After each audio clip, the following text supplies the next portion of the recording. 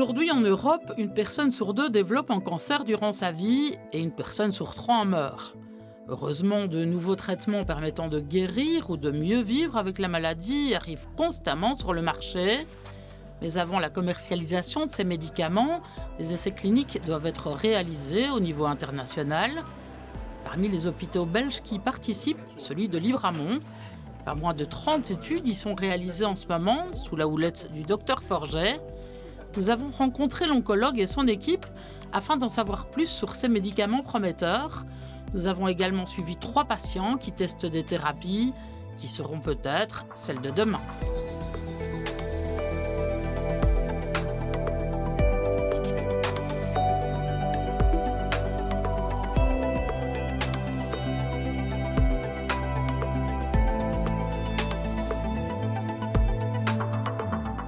Bonjour Monsieur Morzella, venez. Bonjour docteur Forget. Salut-vous.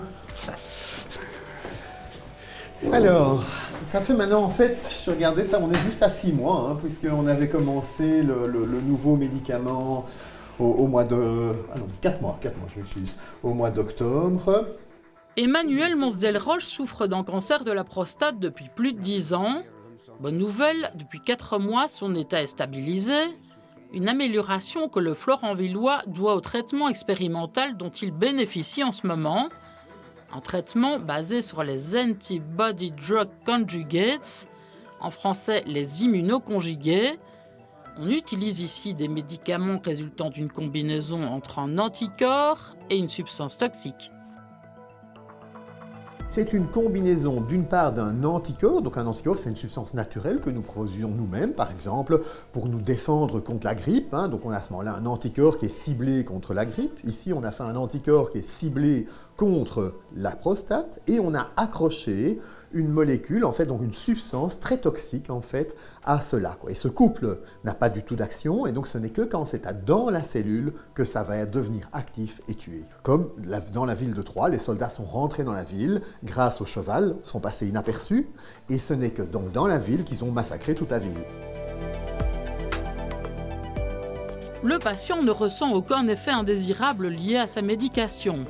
Un stress en moins à gérer pour le Florenvillois qui se rend à l'hôpital toutes les 3 semaines. Le programme de la journée est toujours identique. On commence par me prendre les paramètres, température, saturation en oxygène, tension. Ensuite, on me prépare ce cathéter.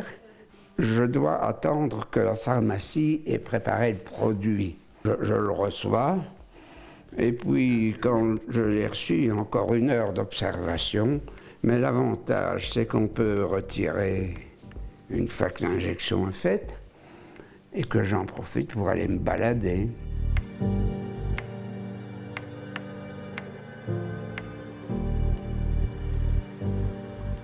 Ça va, vous savez, j'ai encore un peu d'équilibre. Très bonne journée, monsieur. À vous aussi, madame.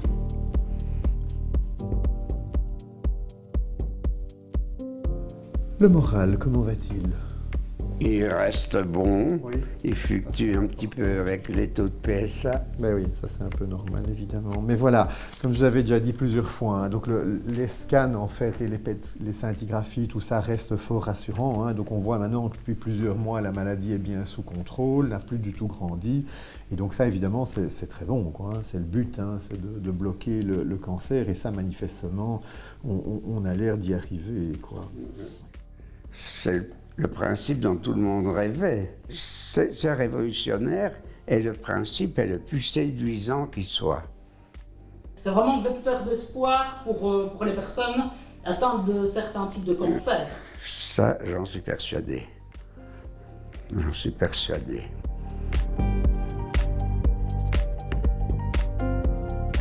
Cette nouvelle molécule est en effet très prometteuse. Des effets positifs ont déjà été constatés auparavant sur des substances similaires. Si on regarde avec un petit peu de recul, d'autres molécules similaires avec le même mécanisme d'action en fait, ont déjà en fait, été plus loin dans le développement et on a des premiers résultats et ils sont franchement encourageants. Donc moi j'avais été au congrès comme ça, l'ESMO c'est le gros congrès européen il y a quelques mois et donc par exemple dans le cancer de la vessie, ils ont comparé une molécule cheval de Troie, exactement le même mécanisme par rapport au traitement conventionnel et en fait on double l'espérance de survie des patients. Ici évidemment on est au début, c'est trop tôt pour donner des résultats. Mais en tout cas, dans le cas présent, ce qu'on voit, c'est que le cancer, on sait, chez monsieur, progressait. Et ici, depuis 4 mois, quand on regarde les scanners, les scintigraphies osseuses, tout est sous contrôle. Donc ça, c'est déjà quelque chose de bien. Parmi les autres essais cliniques en cours actuellement à Libramont, une nouvelle génération d'immunothérapie expérimentale. Virginie Hons s'est portée volontaire en 2023 pour tester le traitement suite à une rechute. Il y a 4 ans, j'ai eu un cancer du sein pour lequel j'ai suivi des chimios, opérations, etc. Et j'ai fait une récidive au mois de mars 2023. On a commencé par de l'hormonothérapie et n'ayant pas fonctionné, on a continué en entamant les chimiothérapies et le traitement expérimental. C'est tous les 15 jours que Virginie Hons suit ce traitement d'immunothérapie nouvelle génération. Un type de thérapie qui présente de nombreux avantages, mais qui ne fonctionne malheureusement pas pour tous les types de cancers. Le principe de l'immunothérapie, en fait, c'est d'utiliser nos globules blancs, qui sont à la base faits pour tuer les microbes et tout, pour tuer les cellules cancéreuses. Alors, ça fait déjà plusieurs années qu'il y a de l'immunothérapie, mais sauf que l'immunothérapie fonctionne très bien dans certains cancers, les mélanomes et tout, et pas du tout, en fait, dans d'autres types de cancers. Par exemple, comme madame, le cancer du sein hormonosensible, jusqu'à présent, toutes les immunothérapies n'ont montré aucun bénéfice, quoi. Et donc, on cherche d'autres voies d'accès, en fait, d'autres voies pour stimuler les globules blancs pour aller tuer les cellules cancéreuses, parce que l'immunothérapie, contrairement à la chimio, a le gros avantage, c'est d'avoir des effets à long terme. Une fois qu'on a appris aux globules blancs à tuer des cellules cancéreuses, et là, il garde ça en mémoire et il continue à tuer pendant longtemps de la cellule cancéreuse, quoi. Tandis que la chimio, l'effet se dissipe beaucoup plus vite, les cellules deviennent beaucoup plus vite résistantes. Alors on commence notre traitement et qu'est-ce qu'on voit? Par exemple, on va suivre ce ganglion-là. On est au mois de mai, il mesure 2 cm. Ici, 2 mois plus tard, il mesure déjà plus qu'1 cm. Et puis, il n'y a plus qu'un petit truc résiduel de taille normale, quelques millimètres, c'est comme tout le monde. Ensemble, spécialistes et patientes discutent de la situation actuelle et des résultats des dernières imageries médicales. Les conclusions sont très satisfaisantes, même si en découvrant le scanner, l'oncologue a d'abord nourri quelques inquiétudes. Ici, en fait, les résultats sont remarquables. Donc, on voit très clairement que la tumeur va répondre et l'entièreté des tumeurs, des métastases vont régresser, mais on est vraiment interloqué, en fait, par un des ganglions. Un des ganglions, en fait, au début, commence à grandir. Là, j'avoue que j'étais fort inquiet en me disant, on n'arrive pas à contrôler la maladie.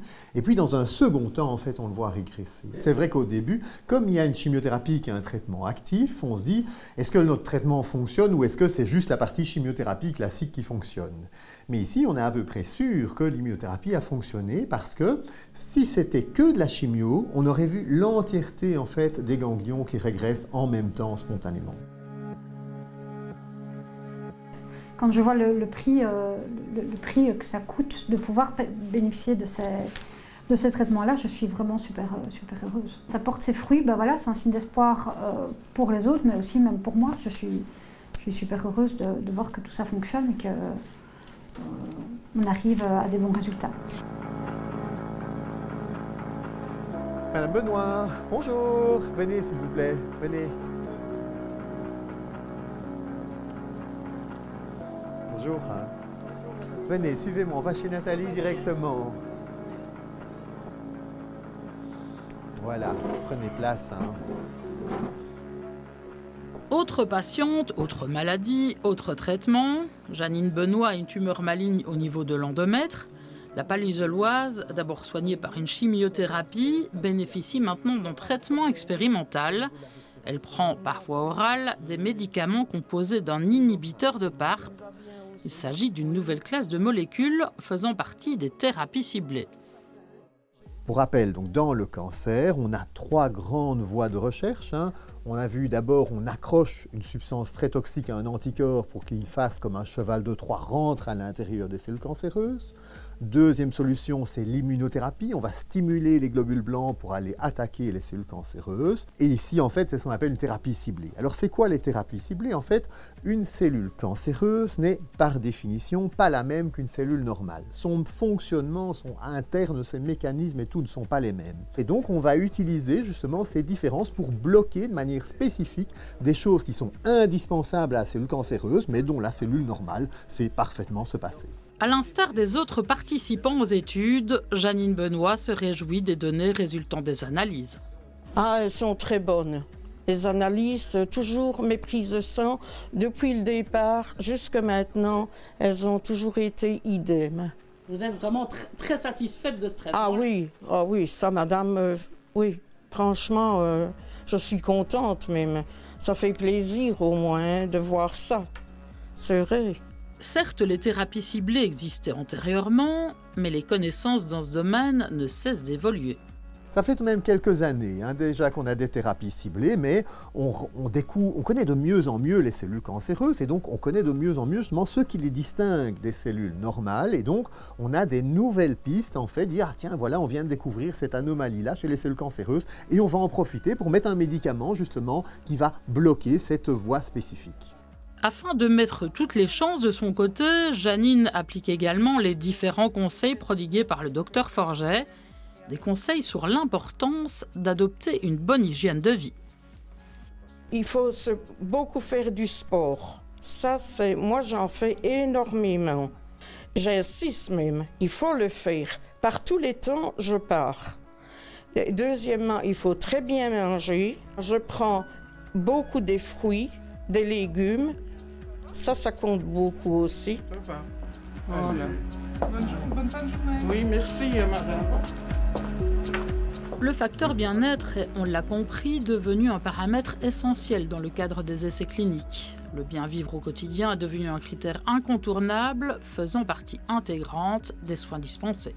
C'est vrai qu'il y a plusieurs années, le seul objectif qu'on avait, c'était la survie. Donc au plus les gens vivaient longtemps, au plus on était content pour l'étude. Et c'est clair que c'est évidemment quelque chose d'indispensable. Quand on va voir le médecin, on dit, voilà, je veux avant tout vivre plus longtemps. Mais il faut aussi vivre bien. Si c'est pour vivre 50 plus, mais dans le fond de son lit, ça n'en vaut vraiment pas la peine. Et donc aujourd'hui, dans toutes les études, il y a toujours ce qu'on appelle une qualité de vie. C'est-à-dire que déjà, quand le médecin interroge le patient, il lui demande, est-ce que vous avez eu des effets secondaires? Est-ce que vous n'êtes pas trop fatigué, etc., etc. Mais on demande aussi au patient de tenir un journalier où il va noter « Aujourd'hui, je me suis senti bien, j'ai fait des courses. Ah, aujourd'hui, non, j'ai eu mal, j'ai dû prendre des antidouleurs, etc. » Et on va analyser tout ça. Et on va se dire « Ok, est-ce que notre nouveau traitement, il fonctionne? Est-ce que de fait, la tumeur régresse? Ok. Mais est-ce qu'il est supportable? Est-ce qu'il n'a pas trop d'effets secondaires? Est-ce que les gens peuvent mener une vie à peu près normale ?»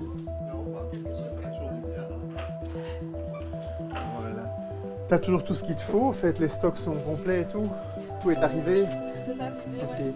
Et donc lundi, on commence un nouveau patient, hein, donc Oui, il faut du xévinapan, là. J'ai vu. Ouais, et donc là, on a le xévinapan, on a tout ce qu'il faut, bon, quoi. et les platines en stock commercial, Ok. on a tout ce qu'il faut. Ça va. Et ça, c'est au frigo, de toute façon, hein, le C'est au xévinapan. frigo. Ouais. On peut aller voir? Oui.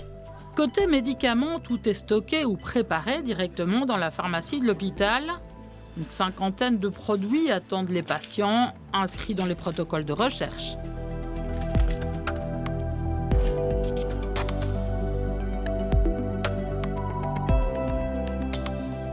On a une grosse partie de traitements qui sont préparés sous forme intraveineuse, donc c'est des perfusions dans les voies veineuses. Et puis il y a tout ce qui est traitement oral, souvent en association d'ailleurs avec un traitement intraveineux, mais il y a vraiment deux groupes différents. Il y a de plus en plus de traitements oraux parce qu'on découvre vraiment de plus en plus de molécules qui peuvent s'administrer par la bouche et donc c'est beaucoup plus confortable aussi pour les patients. Et donc parfois on va comparer justement le traitement oral versus le traitement intraveineux standard pour voir si on a la même efficacité.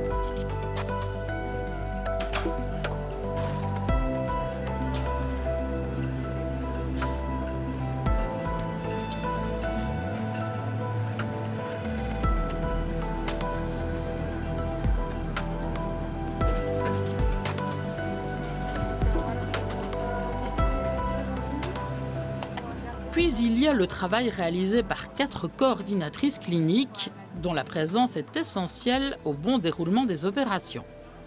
On est là pour diriger le patient, dire les examens qu'il va devoir passer, les prises de sang qu'il doit avoir, le schéma de traitement, les examens qui sont nécessaires à faire tout le long du décours du traitement du patient. Et d'un autre côté, donc on est là aussi pour récolter tous les résultats, d'encoder tous les résultats dans un système informatique pour l'envoyer au niveau international aux sponsors des études, pour qu'ils puissent analyser tous ces résultats et d'envoyer des échantillons sanguins au niveau international également.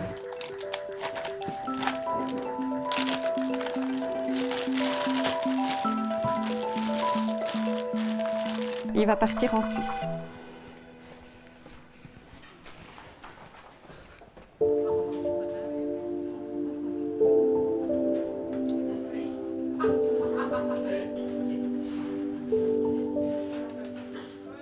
Le bon fonctionnement des études dépend donc de toute une équipe.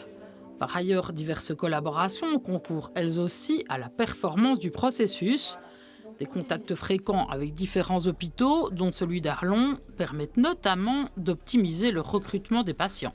Lorsqu'on ouvre une nouvelle étude ici, on explique aux collègues des autres hôpitaux, voilà, si vous avez un patient qui rentre dans tel et tel critère, on a telle nouvelle molécule qui est fortement prometteur, et donc ce serait intéressant de pouvoir lui faire bénéficier de ça. On a déjà toutes les semaines des vidéoconférences avec les gens d'Arlon. En plus de ça, on a d'autres réunions. La semaine passée, on a encore eu une réunion où on s'est vu en face à face, quoi. Et quand on participe aux études, on a aussi pas mal de réunions avec les gens de l'international. No, indeed. Yeah. I think this is what we should do. Is this also your understanding? I think so, yes. Participation à des réunions, mais aussi à des congrès, présentation d'articles scientifiques, les contacts internationaux sont constants. Lorsque donc, on fait une étude, cette étude, il faut montrer les résultats. La première chose, on commence par le montrer en fait lors des congrès. Les congrès, donc tous les oncologues se rassemblent et on présente un résumé de l'étude. C'est ce qu'on appelle un poster. Ensuite, mais ça prend plus de temps, on va rédiger un article qui est donc la description complète de l'étude. Voilà, on a mis autant de patients, ils avaient telle caractéristique, on a eu telle réponse, tel effet secondaire, et donc on pense que... Voilà. Et ça va être publié dans une revue scientifique, mais pas n'importe quelle revue. Il faut que ce soit une revue avec ce qu'on appelle un comité de relecture, c'est-à-dire des experts qui vont lire « Ok, cette étude a été bien faite, on accepte de la publier. » Ou celle-là, non, il y a tel et tel manquement, elle est refusée. Le docteur Forget fait partie de ces spécialistes qui se voient publier au niveau international, une reconnaissance qui permet à l'oncologue de recevoir les fonds nécessaires à la poursuite de ses travaux, des fonds qui sont octroyés par l'industrie pharmaceutique. On parle de plusieurs dizaines, voire centaines de milliers d'euros par patient dans une étude. Et donc plus aucune étude, je dirais, académique ne sait payer ça. Et donc c'est l'industrie pharmaceutique qui est derrière. Donc comment ça fonctionne? Donc l'industrie développe un nouveau médicament et puis ils ne savent pas forcément faire ce qu'on appelle la phase clinique, c'est-à-dire essayer sur les patients. Forcément, eux c'est des laboratoires, c'est des multinationales, mais ils n'ont pas d'hôpitaux. Et donc ils s'adressent à des équipes qui ont l'habitude justement et qui ont le personnel justement pour faire ce genre d'études en disant voilà, ok, vous on sait que vous avez déjà fait telle étude, vous avez déjà fait vos preuves et donc on veut bien vous confier notre nouveau médicament. Cela fait déjà 20 ans que l'oncologue réalise des essais thérapeutiques, 20 ans qu'il se bat pour tenter d'endiguer la maladie. Son implication au sein de l'hôpital de Libramont participe activement au développement des traitements de demain, à la guérison de nombreux patients. Mais si aujourd'hui on arrive à vaincre de plus en plus de cancers, on en voit aussi apparaître davantage. Le meilleur des remèdes reste donc la prévention. Aujourd'hui, il ne fait aucun doute que si on veut avoir un effet réel sur le cancer, c'est d'abord éviter d'avoir des cancers. C'est le plus simple et largement le plus efficace. Concrètement, on a démontré que plus de 50% des cancers sont liés à une mauvaise hygiène de vie. Ça veut dire quoi? Ça veut dire fumer, ça veut dire être obèse, ça veut dire ne pas faire assez de sport et manger n'importe quoi.